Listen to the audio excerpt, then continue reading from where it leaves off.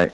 Yeah. It's just wine that just lets us ferment stuff, and I don't care what you make it out of, as long as it's safe and people want to buy it. I mean, what does it matter? I mean, it's, the Fed gets to tax it regardless. I don't know why they're being such stinkers about it. Because regulations and bureaucracy. Oh my God.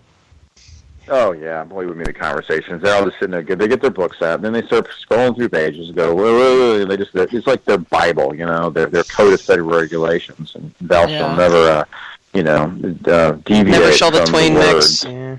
Exactly. No, it's crazy, but yeah. You want to put hops in a wine? Wait, what? Just shut up and taste it here. Yeah. I tasted a whole series of hopped meads today. I mean, literally, there were like 6 or 7 meads in this one line that this guy had, like 24 meads that he makes.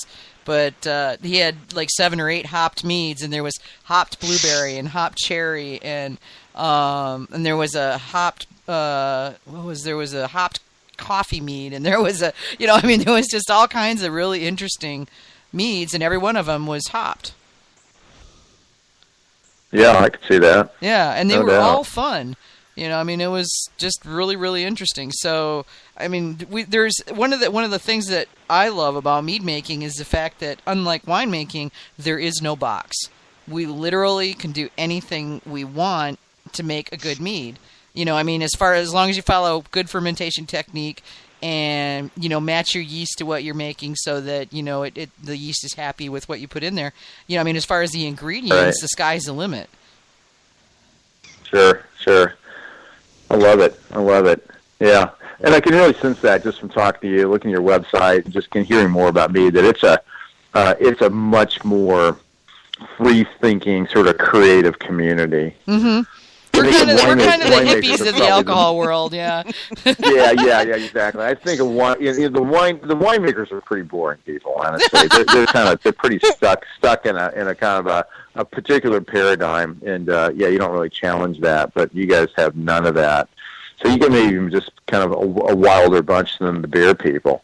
Oh, you should come to a Mazer Cup. You'll see. Oh, yeah. Yeah, we have a great time. And the imagination. Yeah. Okay, perfect example. Bob Slants, who's actually going to be on the show next week, and who's listening now and hanging out on our live chat. Bob Slants makes a seaweed mead that is, and I kid you not, to die for, was the talk of the Mazer Cup. And, he comes up with the most amazing combinations of stuff. You go, what?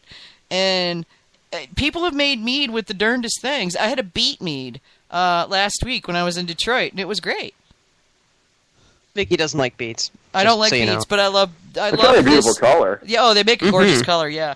It was a beautiful mead, and it just tasted really interesting. Was it my favorite? No, but it made a really great mead. Because it was earthy and rich and, just all kinds of, it was all kinds of interesting, All right, when is the conference? Okay, the Mazer Cup and the conference. The conference is first, and then the Mazer Cup. And hang on, I'll tell you. Be in March. Yeah, it's in March. Okay. Oh, Mazer Cup site's down. My whole internet. Oops. Yeah, their database. And then I could tell you when it was, but I don't have any. Their database has crashed. But hang on, and I'll be able to. I think I can tell you on my calendar. All right. Here. It's in the springtime sometime. Yeah, it's in March, and I can add you to the AMMA mailing list. We'll be advertising both events. And or we can become legitimate, we can full-fledged members. Yeah, or you could just join the MMA. Yeah, they're gonna have our money. You're a big old winery. Give us your money, Bill. Seriously, well, you're working for it. Yeah, exactly. Yeah, come on. Yeah, because the AMMA, basically every dollar that we get comes from our membership, and that's what we use it for. The entire board are all volunteers. I'm basically the only person that gets paid, and I got hired as the ED to basically do all the scut work around here. I'm the chief cook and bottle washer, so I keep things running and behind the scenes and execute the orders of the board and that kind of thing. And I'm the one that chairs and organizes the conference every year. So, but yeah, there's a whole lot of professional mead makers that spend a lot of their time, and they all run meaderies full time. I mean, that's their business, but they take time to work on the board and help move things forward. We've got people working on legislative issues and all kinds of stuff. So, but yeah, you should join. It's it's definitely worthwhile, and it's helping to move the cause of mead forward. We're doing some collaborative stuff with the Mazer Cup. We're doing some collaborative stuff with UC Davis Honey and Pollination Center, which they're doing some amazing mead making classes. There's one actually this month. It's this weekend, I think, as a matter of fact. And it's advanced mead making and the business of mead. And then we're also teaming up with the Honey Board to do some stuff. So so we're kind of trying to interface ourselves with other related organizations and businesses that are doing what we do. So. Fantastic. Yeah. Good work. We're trying. Like I say, I'm just the chief cook, bottle washer, and executor of the orders of the board. So, they're the ones that are doing the steering. But I think we've got a good thing going. I didn't realize that you had. I mean, I tried the Camelot, but I had no idea that you had the other meads until I went and looked at your website. And was like, wait, what? Yep. There they are. Yeah. Yep. No, I like Melomels and bright ones, and I like mango in particular. So I'll have to check that one out.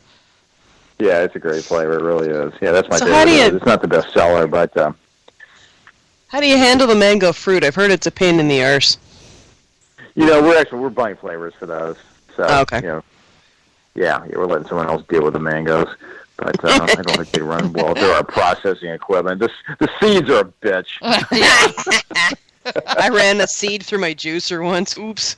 Oh! Did it break your juicer? You probably just ruined it, didn't you? No, actually, it's one of those juice fountain things. It just ate the seed. Yeah. Oh my God! Really? Yeah. I had to pick it out of the teeth. But really, did the seed kind of contribute some kind of bitterness? Actually, it didn't. I went online to check and make sure that it was actually, not poisonous or anything. And apparently, some people eat them. But yeah, I mean, for all the fact that I was wondering why it took so long to push that one chunk of mango through, and then I counted seeds and realized, oops, I'm short one. Yeah. A chunk of wood in the middle of those things. Well, and I hate carving mangoes. They're a bitch, I mean, the seed just gets in the way, and you can't carve them, and they're juicy and sticky and fibrous, and and peeling them is a pain. You want to just peel them and then wring them out. I wish you could just squeeze them and and just have everything come out the other end like a banana or something, because I make more of a mess.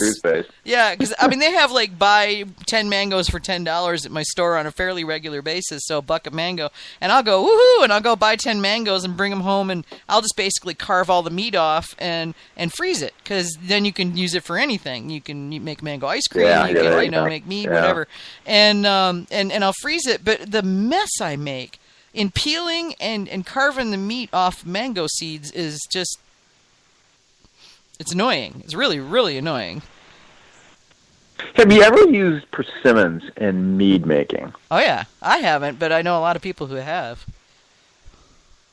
Yeah, that's one of my little hobbies I've got. I've got about 90 persimmon trees I've planted. Ooh. And in short order, I'm going to have persimmons that I don't know what to do with. I've had some great persimmon wines, really nice. There's a phenolic kind of contribution there from the persimmons. They have a phenolic tannic kind of characteristic that really contributes to the shelf life and stability for persimmon wines, and I wonder if it would do the same thing if it were combined in a mead. I don't see any reason why it wouldn't. And it's such an interesting kind of sublime flavor. I think it would go really well with honey. All right, this could be it. This could be the next way Oliver Winery goes. That on top of Citra hops, we're going to go with a persimmon mead. There you go. So you need to go. Do you do Facebook at all, Bill?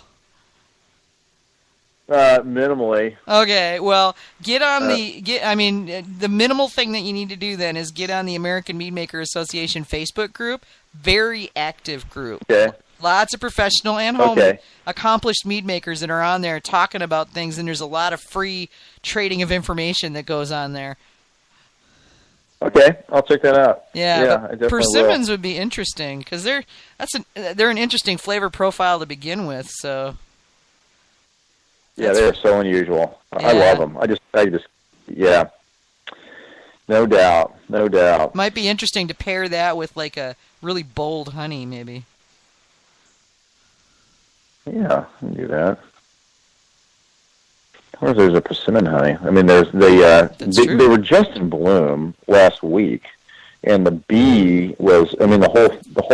They're on about 3/4 of an acre, maybe, and it was just buzzing. The whole area was just like. Oh wow! Bee sound coming from the trees. A little intimidating, but yeah. So, but the flowers themselves are pretty. Simple little things. They don't really have much aroma. And I wonder if there's a correlation between aroma characteristics of the flower and the flavors and characteristics of the honey. Might be. I mean, so. Blueberry honey has a lot of blueberry characteristics, and I mean, apple honey definitely has apple, and orange blossom obviously is very orangey. So. Oh yeah, big time. Yeah, big time. so it stands to reason that it stands to reason that,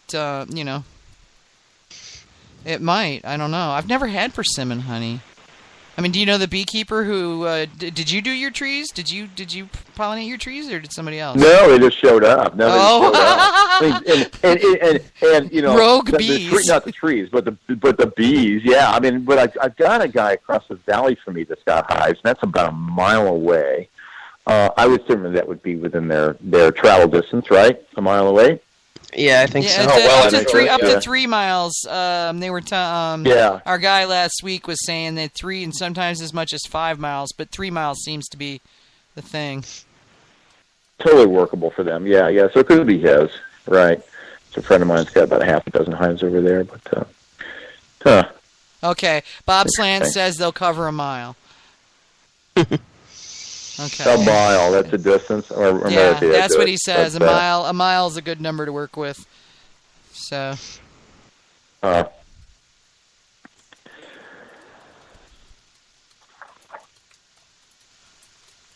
interesting. I've got a really interesting list of notes here. I got citra hops. I've got seaweed mead and beet mead, persimmon mead. If you're looking at ideas on hops, I find Saz and Fuggles are very nice. Yeah, they are. Right. They don't go heavy into the bitterness, and I absolutely fell in love with the smell of Fuggles the first time I cracked open a package of it.